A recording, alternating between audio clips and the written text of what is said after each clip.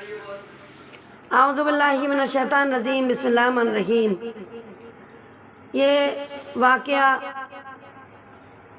نوح علیہ السلام کا واقعہ ہے جو ابھی پورا نہیں ہوا ہے، تو انشاءاللہ آگے کی ویڈیو میں اور نبیوں کے بھی اور انبیاء کے بھی میں واقعہ بیان کرتی رہوں گی۔ تو انشاءاللہ میں اب شروع کر رہی ہوں۔ پیارے نبی صلی اللہ علیہ وسلم نے اس حقیقت کو آشکارا کرنے کے لیے اپنے خاندان کو جمع کیا اور ایک ایک کو آواز دے کر فرمایا، اے مرہ بن کعب کی اولاد، اپنی جانوں کو آگ سے بچا لو۔ اے عبد شمس کے بیٹو، اپنے نفسوں کو جہنم سے آزاد کر لو۔ اے بنی عبد المناف، خود کو عذاب الہی سے محفوظ کر لو۔ اے بنی ہاشم، اپنی جانوں کو جہنم کی آگ سے بچا لو۔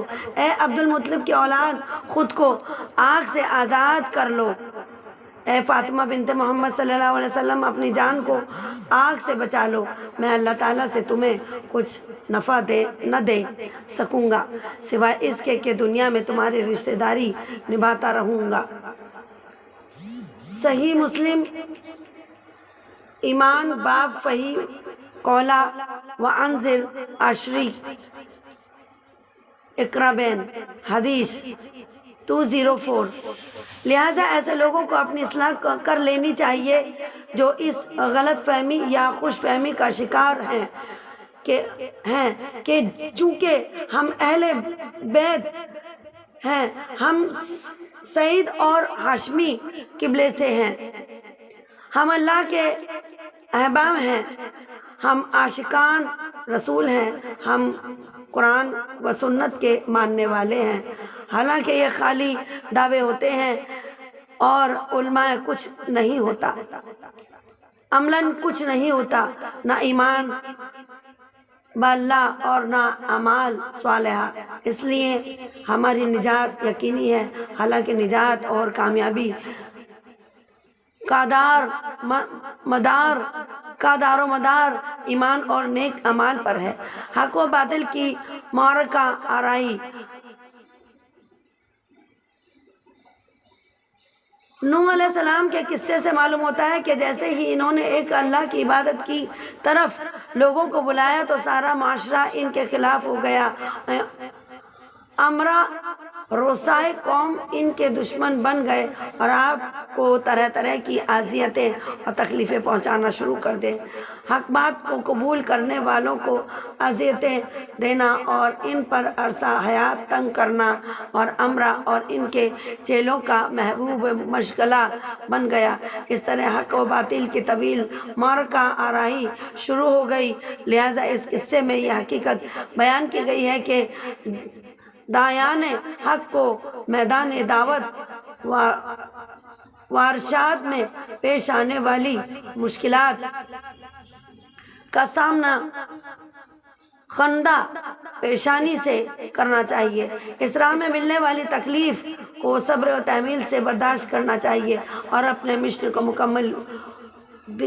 مکمل ولولے اور عزم سے جاری کرنا چاہیے، کیونکہ حق و باطل کی یہ معرکہ آرائی ازل سے شروع ہوئی اور ابتدا تک رہے گی۔ جب تک آدم علیہ السلام کے حق و بیٹے زندہ ہیں، ابلیس کے کارندوں سے یہ معرکہ جاری رہے گا۔ اس لیے دعوت توحید کا کارواں رکنا نہیں چاہیے، تھمنا نہیں چاہیے، بلکہ اس کارواں کو اپنے رہبروں رہنما جد انبیاء نوح علیہ السلام کے اسوہ مبارک سے ہمیشہ رہنمائی کے لیے رہنا چاہیے۔ قدر و قیمت، عظمت و اہمیت میں رہے، نہ کہ کثرت میں۔ نوح علیہ السلام کی طویل جد و جہد، فہم عمل اور مسلسل دعوت توحید کے باوجود صرف 80 افراد ایمان لائے اور باقی کفر و شرک انہ و ضد اور فقر و غرور ہی میں غرق رہے۔ اس مبارک جد و جہد اور دن رات کی محنت شاقہ کے باوجود اتنے کم افراد کا ایمان لانا داعیان توحید کے لیے ہرگز پریشانی کا باعث نہیں ہے۔ اس سے نہ ان کے حوصلے پست ہوتے ہیں اور نہ ان کا عزم ماند پڑتا ہے، بلکہ ان کی ہستیاں جوئیں رہتی ہیں اور وہ ہمیشہ ایک نئے ولولے اور امنگ سے اپنا مشن جاری رکھتے ہیں، کیونکہ ان کی تسلی اور تشفی کے لیے ان کے رب نے بڑا شاندار اہتمام فرمایا ہے۔ ارشاد باری تعالیٰ ہے، قُلْ لَا يَسْتَوِي الْخَبِيثُ وَالطَّيِّبُ وَلَوْ أَعْجَبَكَ کثرة الخبیث۔ آپ فرما دیجئے ناپاک اور پاک برابر نہیں، گو آپ کو ناپاک کی کثرت بھلی لگتی ہو۔ سورہ المائدہ 100/5۔ یعنی کفر اور شرک کی غلطیوں میں لتڑے یہ لاکھوں کافر ان چند مومنوں کے برابر نہیں ہیں، بلکہ دایان حق کی حمایت ان کی تسلی اور انہیں حوصلہ دینے کے لیے قرآن مجید میں بار بار فرمایا گیا ہے۔ وَلَكِنَّ أَكْثَرَ النَّاسِ لَا يَعْلَمُونَ، لیکن اکثر لوگ بے علم ہیں۔ سورہ اعراف 187/7۔ مزید فرمایا کہ وَلَكِنَّ أَكْثَرَهُمْ يَجْهَلُونَ، لیکن اکثر لوگ جہالت کی باتیں کرتے ہیں۔ سورہ انعام 111/6۔ وَمَا كَانَ أَكْثَرُهُم مُؤْمِنِينَ، اور ان میں اکثر لوگ ایمان والے نہیں۔ الاشرا 67/26۔ تو میں نے دیکھا کہ ایک نبی کے ساتھ 10 سے کم پیروکار ہیں، کسی کے ساتھ 1-2 ایمان والے ہیں اور کسی کے ساتھ ایک بھی مومن نہیں۔ صحیح مسلم الایمان باب اللیل علی دخول طوائف من مسلمین الجنت، حدیث نمبر 220۔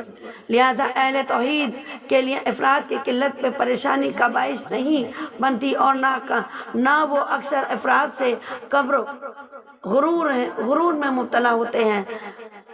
سنت الہی کا اہتمام اور کافروں پر بد دعا کا جوزہ۔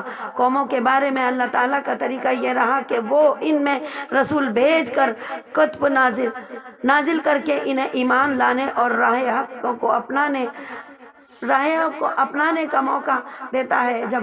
جب نبی اپنی قوم کو پیغام ربانی پہنچا دیتا ہے اور اس کی تبلیغ مکمل ہو جاتی ہے تو اللہ تعالیٰ کا فیصلہ وعدہ اس قوم پر پورا ہو جاتا ہے، جب تک کہ مومن قوم میں موجود رہتے ہیں ان کی مہلت باقی رہتی ہے۔ لیکن جیسے ہی معاشرہ صالحہ لوگوں سے خالی ہو جاتا ہے، بد کردار اور گناہ ہو کر بستی سے نکل گئے، تو باقی لوگ غرقاب کر دیے گئے۔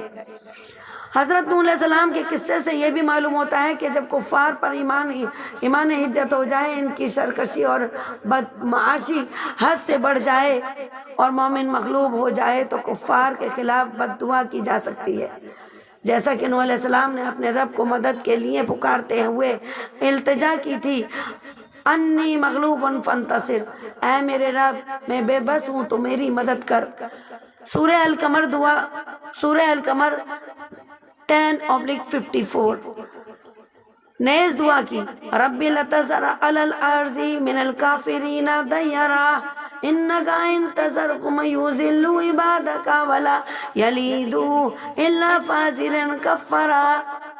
اے میرے رب تو روئے زمین پر کسی کافر کو سہنے والا نہ چھوڑ، اگر تو انہیں چھوڑ دے گا تو یقیناً یہ تیرے اور بندوں کو بھی گمراہ کر دیں گے، اور یہ کافر اور ڈھیٹ کافروں ہی کو جنم دیں گے۔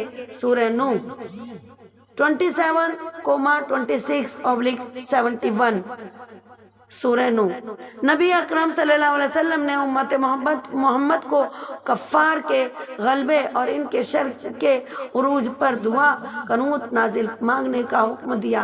خود بھی ایسے حالات میں قنوت نازلہ پڑھی جیسے کہ قبلہ مضر اور عقل پر بد دعا فرمائی، اور قریش کے سرداروں ربیعہ، شیبہ اور عتبہ پر بھی بد دعا فرمائی تھی۔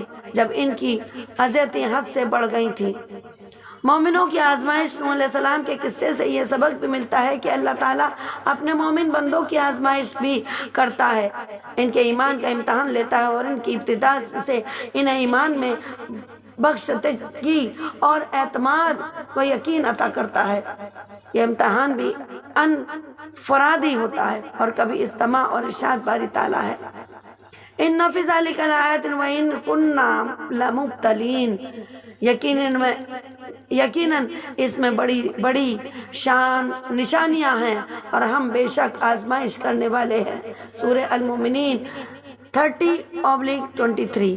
مومنوں کو یہ آزمائش کئی طریقوں سے ہو سکتے ہیں کہ جیسا کہ ارشاد باری تعالیٰ ہے، وَلَا نَبْلُوَنَّكُمْ بِشَيْءٍ مِّنَ الْخَوْفِ وَالْجُوعِ وَنَقْصٍ مِّنَ الْأَمْوَالِ وَالْأَنفُسِ وَالثَّمَرَاتِ وَبَشِّرِ الصَّابِرِينَ الَّذِينَ إِذَا أَصَابَتْهُمْ مُصِيبَةٌ قَالُوا إِنَّا لِلَّهِ وَإِنَّا إِلَيْهِ رَاجِعُونَ أُولَئِكَ عَلَيْهِمْ صَلَاةٌ مِّن رَّبِّهِمْ وَرَحْمَةٌ وَأُولَئِكَ هُمُ الْمُهْتَدُونَ۔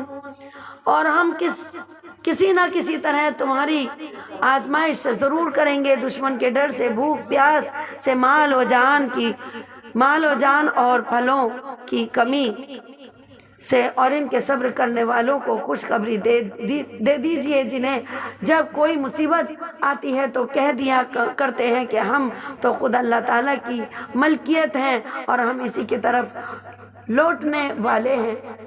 ان پر ان کے رب نوازشیں اور رحمتیں ہیں اور یہی لوگ ہدایت یافتہ ہیں۔ سورہ البقرہ 157-155/2۔ لہذا دعوت ارشاد کے مقدس مشن سے منسلک افراد کو ہر آزمائش اور مشکل گھڑی میں اللہ تعالیٰ کی خصوصی رحمتوں اور نوازشوں کی خوشخبری کو سامنے رکھنا چاہیے۔ اس سے ان کو دنیا حوصلے اور نئی ہمت میسر آئے گی۔ اس کے برعکس کفار کو اللہ تعالیٰ کی مہلت دیتا ہے، وہ اپنے دنیاوی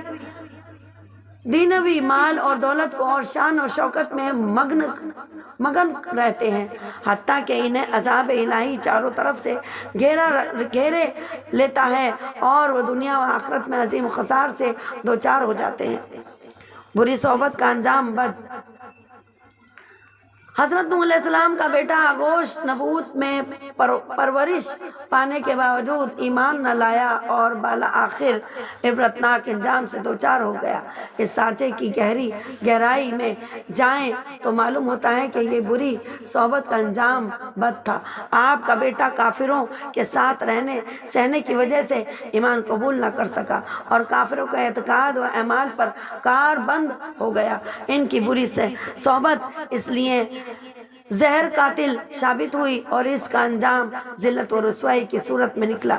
لہذا ہمیشہ بری صحبت سے اجتناب کرنا چاہیے اور نیک لوگوں کی صحبت اختیار کرنی چاہیے۔ رسول اکرم صلی اللہ علیہ وسلم نے نیک لوگوں کی صحبت اختیار کرنے کی ترغیب دیتے ہوئے نیز برے لوگوں کی صحبت سے ڈراتے ہوئے درج ذیل خوبصورت مثال بیان فرمائی ہے۔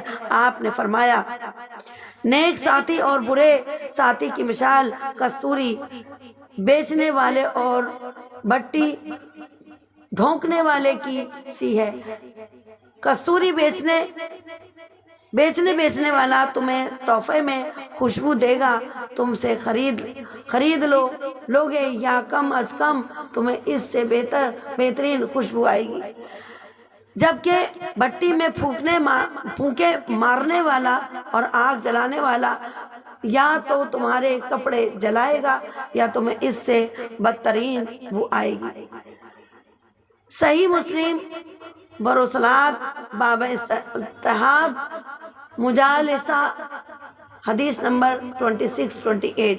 اس لیے نیک لوگوں سے تعلقات استوار کرنے چاہیے جبکہ برے لوگوں کی محفل اور مجلس سے کنارہ کشی رہنا چاہیے کہ اسی میں دین و دنیا کی عافیت معظمر ہے۔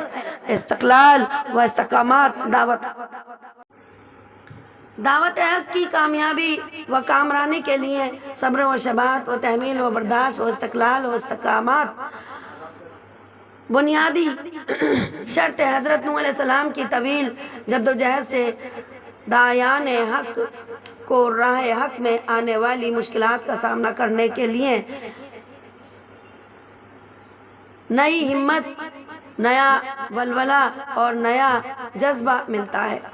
लिहाजा दानियाने तौहीद को हालात की नासाजी, रास्ते की दुश्वारी, साथियों की किल्लत और तंग दस्ती को भी खातिर में ना लाना चाहिए, क्योंकि मोमिन जितना भी कमज़ोर होता हो इसका दुश्मन कितना ही मजबूत क्यों ना हो, भला आखिर मोमिन कामयाब रहता है और काफिर अपने महलक हथियारों, कारगर चालों और बेपनाह वसाइल के बावजूद नाकाम व ना मुराद रहता है। शर्त सिर्फ यह है कि मोमिन अपने रब पर भरोसा करके सब्र का दामन थाम कर राह हक में आने वाली मुश्किलात के सामने सीने सुप्र हो जाएं, फिर उसे नुसरत इलाही हासिल होगी और वो अपने दुश्मन पर हावी हो जाएगा। इरशाद बारी ताला है, वकाना हक्कन अलैना नस्रुल मोमिनीन, और हम मोमिनों की मदद करना लाजिम है। अल-रूम 47/30। काफिर चूँकि नुसरत बाली ताला से महरूम होते हैं, बल्कि अजाब इनको घेरे हुए होता है, इसलिए नाकामी व ज़िल्लत इनका मुकद्दर बनती है। अल्लाह ताला को कुफ़ार की दुनिया व आखिरत में बर्बादी की खबर देते हुए फरमाता है, फ़अम्मल्लज़ीना काफ़रू फ़युअज़्ज़िबुहुम अज़ाबन शदीदन फ़िद दुनिया वल आखिरत वमा लहुम मिनन नासिरीन। फिर काफिरों को तय में दुनिया व आखिरत में सख्त अजाब दूंगा और इनका कोई मददगार ना होगा। सूरह आले इमरान 56/3। बुतों का बेहकीकत साबित होना। हज़रत नूह अलैहिस्सलाम की कौम से बुत परस्ती की इब्तिदा हुई और सिवाय यगूश और यऊक और नसरान के बड़े बड़े बुतों के नाम थे। ये दर हकीकत इनके नहायत नेक बुज़ुर्गों के नाम हैं। जब ये बुज़ुर्ग फौत हो गए हुए तो कौम में सख्त गमज़दा और अफसरा हुई और वक्त शैतान ने इंसानी शक्ल में आकर इनको बुज़ुर्गों की तस्वीर बनाने, उन्हें याद रखने का मशवरा दिया। जब ये नस्ल ख़त्म हो गई तो बाद में आने वालों को शैतान ने ये कहकर शर में मुब्तला कर दिया कि तुम्हारे अब्बा वाजिदा तो उन्हें की इबादत करते थे। इस तरह इनके तस्वीर की इबादत शुरू हो गई। जैसे इतना उरूज मलका अरब कौम के अक्सर कबाइल भी इन्हें बुतों की पूजने लगे। इनके बारे में इनका अकीदा यह था कि ये बुत उन्हें रोज़ी देते हैं, मुश्किल कुशाई करते हैं, औलाद से नवाजते हैं,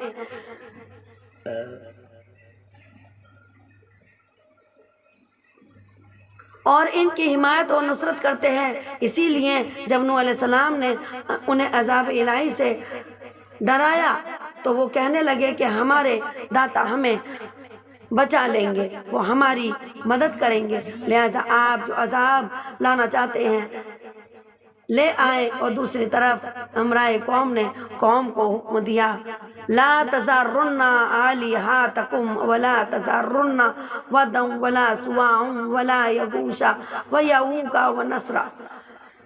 तुम हरगिज़ अपने माबूद को ना छोड़ना और ना वद और सवा और यगूश और यऊक और नस्र को छोड़ना। सूरह नूह 23/71। लेकिन जब अज़ाब इलाही आया तो ये लकड़ी और पत्थर के अंधे, बहरे, गूंगे और अकल व शऊर से आरी माबूद इनकी कोई मदद न कर सके बल्कि अपनी कौम के साथ ही गर्क़याब हो गए। इरशाद बारी ताला है, फ़अनज़ैनहू वमन मआहू फिल फुल्किल मशहून सुम्मा अग़रक़ना बअदुल बक़ीन। चुनाचे हमने इसे اور اس کے ساتھیوں کو بھری ہوئی کشتی میں سوار کر کے نجات دے دی۔ بعد ازاں باقی تمام لوگوں کو ہم نے ڈبو دیا۔ الشارع 190/26 جس طرح قوم نوح کے بت بے حقیقت نکلے تھے، اسی طرح برصغیر کے ہندو کے سومناتھ کے مندر میں رکھے بت بھی سلطان محمود غزنوی کے ہاتھوں پاش ہو گئے تھے، اور ان کے پجاری ہندو ٹکڑے ٹکڑے کر دیے گئے، مگر کوئی ان کی مدد کو نہ آیا۔ ان کی تباہی پر کسی نے آنسو بہائے۔ فَتَبَرَّ وَأَیَا اولیاء الابصار۔ یہ میرا واقعہ ہے نوح علیہ السلام کے بارے میں تھا۔ تو انشاءاللہ آپ میری ویڈیو کو دیکھنے کے لیے، سننے کے لیے میرے چینل کو سبسکرائب کریے، لائک کریے۔ انشاءاللہ آگے کی ویڈیو بہت جلد آپ کے سامنے ہوگی۔ اللہ حافظ۔